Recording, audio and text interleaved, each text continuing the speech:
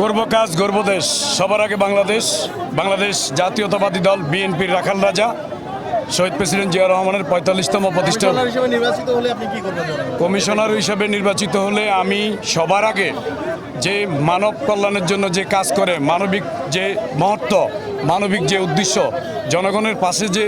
দাঁড়িয়ে যে হৃদয় স্থাপন করে জনগণের ভালোবাসা অর্জন করার জন্য যা যা করার প্রয়োজন আমি সব করতে ইচ্ছা এবং রাজি।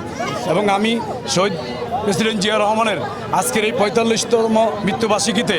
আমি জনগণকে এই বার্তা দিতে চাই, তারেক রহমানের একজন কর্মী হিসাবে বাংলাদেশ যেভাবে এগিয়ে যাচ্ছে, বাংলাদেশ যেভাবে পরিচালনা হচ্ছে, এভাবে যদি বাংলাদেশের জাতীয়তাবাদী দল বিএনপির প্রত্যেকটা নেতাকর্মী তাদের নেতাকে অনুসরণ করে, আমি মনে করি বাংলাদেশ হাজার বছরের জন্য এগিয়ে যাবে ইনশাল্লাহ। আমাদের চেয়ারম্যান সাহেব ওনার নির্দেশ যে দলের বাইরে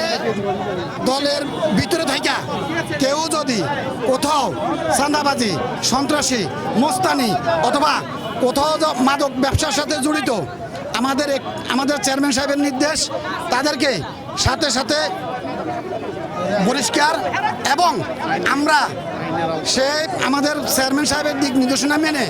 আমরা নিজেরা সবসময় আগে আমরা নিজেরা ভালো হব এবং অন্যকে ভালো করার চেষ্টা করব।